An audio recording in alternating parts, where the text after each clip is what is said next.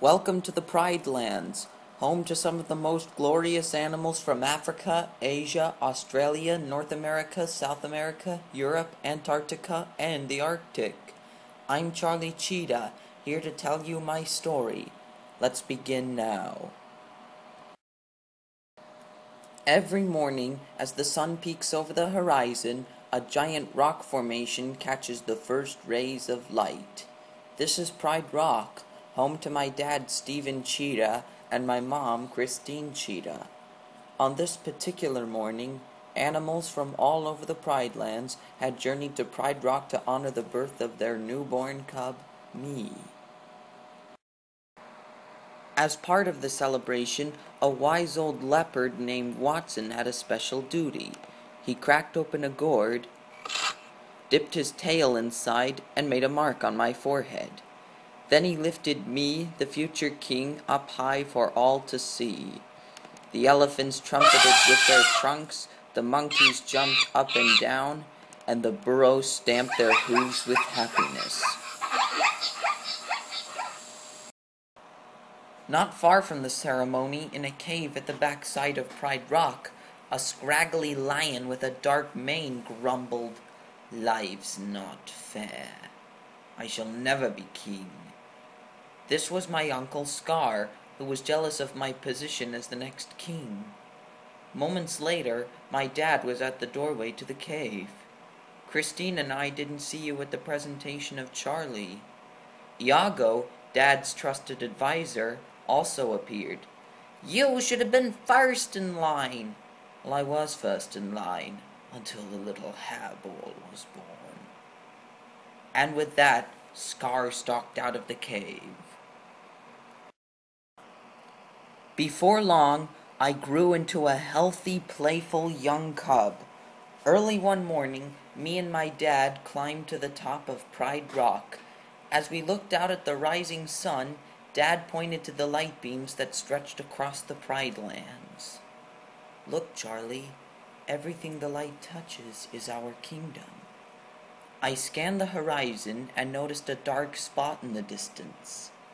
"What about that shadowy place?" "That's beyond our borders. You must never go there, Charlie." "But I thought a king could do whatever he wants." "There's more to being king than getting your way all the time. Everything you see exists together in a delicate balance. As king, you need to understand that balance and respect all the creatures, from the crawling ant to the leaping antelope. We are all connected in the great circle of life." Later, as I headed down the path, I ran into Scar. "Hey, Uncle Scar, guess what? I'm gonna be king of Pride Rock. My dad just showed me the whole kingdom, and I'm gonna rule it all."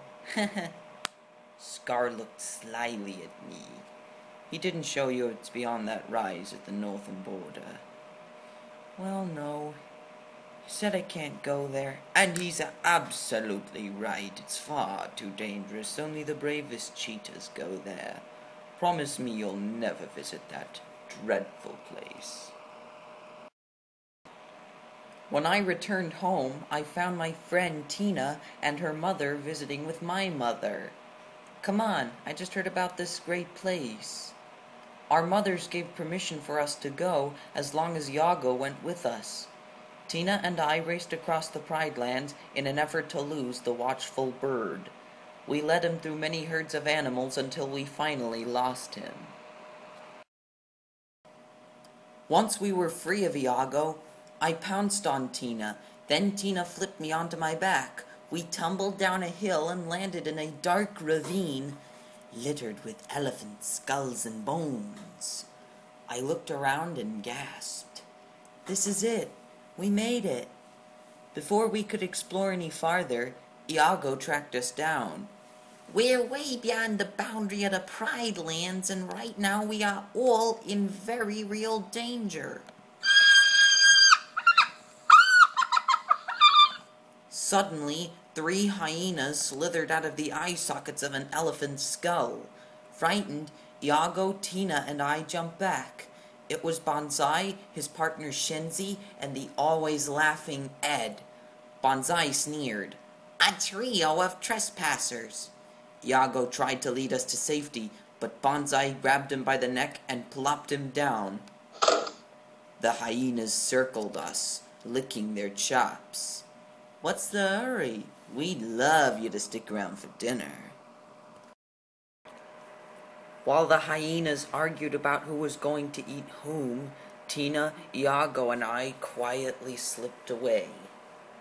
But the hyenas weren't distracted for long. They gave chase, and Tina and I had to run as fast as we could. Finally, we tried hiding behind some elephant bones. Just when it looked as if it were all over for us, my dad appeared and pounced on the hyenas. If you ever come near my son again, the hyenas slinked away, and Dad glared at me. You deliberately disobeyed me. I'm very disappointed in you. Dad sent Tina and Iago home so he could talk privately to me. I peered up at my father. I was just trying to be brave like you. Being brave doesn't mean you go looking for trouble. Dad, we're pals, right? And we'll always be together, right? Dad looked up at the stars. Charlie, let me tell you something my father told me. Look at the stars. The great kings of the past look down on us from those stars. So whenever you feel alone, just remember that those kings will always be there to guide you, and so will I. Meanwhile, the hyenas received another visitor. An angry Scar showed up at their lair. I practically gift-wrapped those cubs for you, and you couldn't even dispose of them. Scar warned the hyenas to be prepared. Banzai laughed. Yeah, be prepared. We'll be prepared. For what? Scar looked at him with danger in his eyes. For the death of the king. The following day, Scar invited me to join him in the gorge. When we arrived, Scar turned to me. Now you wait here.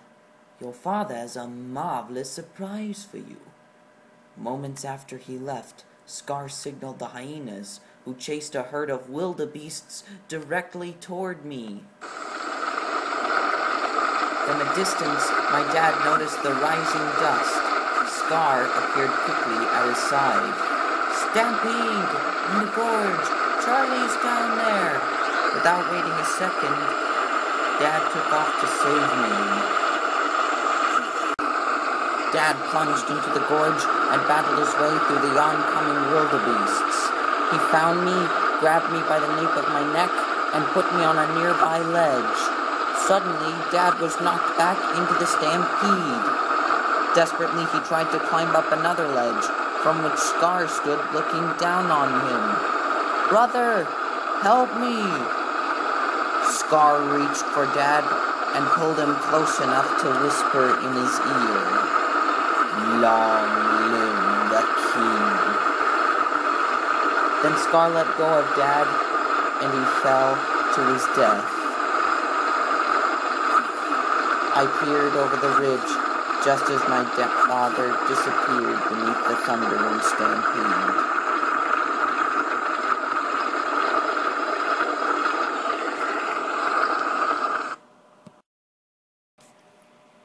Later, Scar found me hovering over my father's body, sobbing. It was an accident. I didn't mean for it to happen. But the king is dead, and if it weren't for you, he'd still be alive. Oh, what will your mother think? I sobbed harder. What am I gonna do? Run away, Charlie. Run. Run away and never return. I did as I was told, unaware that my uncle's hyena friends had been ordered to finish me off. Scar returned to Pride Rock to take over the throne. Meanwhile, I plodded across the savannah without any food or water. It wasn't long before I fainted under the hot sun. As the vulture circled overhead, a big-hearted kangaroo named Red stumbled upon me. He turned to his trusty pal, a fast-talking koala named Krebs. "He's so cute and all alone. Can we keep him? Red, are you nuts? Cheetahs eat guys like us." But Red scooped me up anyway and carried me to safety. When I awoke, the first thought that sprang to my mind was my father's death.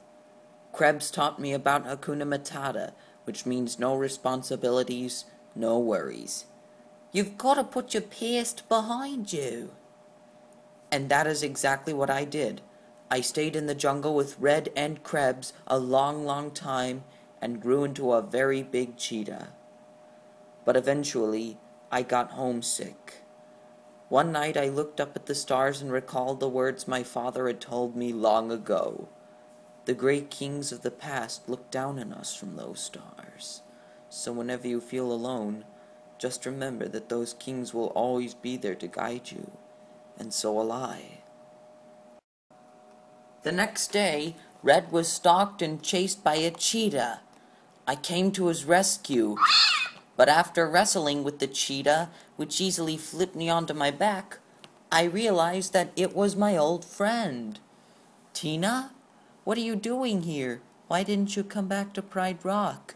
You're the king. I'm not the king. Scar is." "Charlie, he let the hyenas take over the Pride Lands." "What? There's no food, no water. If you don't do something soon, everyone will starve. You're our only hope. I can't go back." I yelled at the heavens. "You said you'd always be there for me." "But you're not. Because of me." I didn't believe I could challenge Scar to the throne, so I stayed in the jungle with Tina and my new friends. But Watson Leopard knew the time had come for me to take my place in the circle of life, and he headed for the jungle. When I saw Watson, I was surprised. "Who are you?" The question is, who are you? I thought I knew. Now I'm not so sure.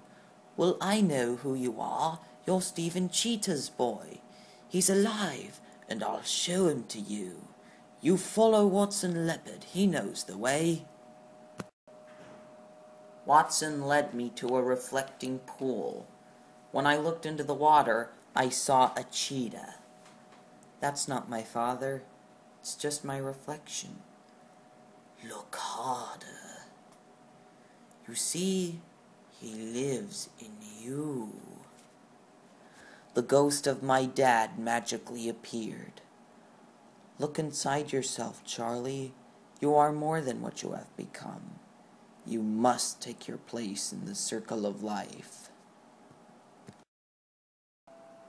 Encouraged by my father's words, I returned to Pride Rock. Tina, Red, and Krebs followed. When I arrived, I found the land bare and dry. The hyenas were in control, and Scar was shouting at my mother. Mom turned to Scar. "We must leave Pride Rock. We're not going anywhere. I am the king. If you were half the king Stephen was, I am 10 times the king Stephen was." Suddenly, a flash of lightning revealed the edge of Pride Rock, and there stood me. Scar jumped back. "Charlie, I'm a little surprised to see you alive. Give me one good reason why I shouldn't rip you apart." But Scar forced me to say in front of all the cheetahs that I had caused my father's death. Scar smirked. "Oh, Charlie, you're in trouble again. But this time, Daddy isn't here to save you.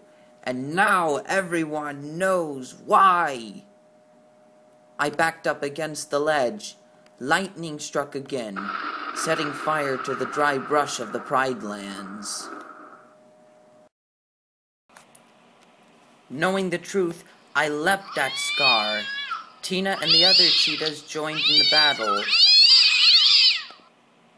Through the smoke and flames of the brush fire, I spotted Scar trying to escape, and I ran after the old lion. Scar pleaded with me. "Charlie, I'll make it up to you, I promise. And how can I prove myself to you?" "Run. Run away, Scar, and never return." Scar started to slink off, but then he turned and lunged one last time at me.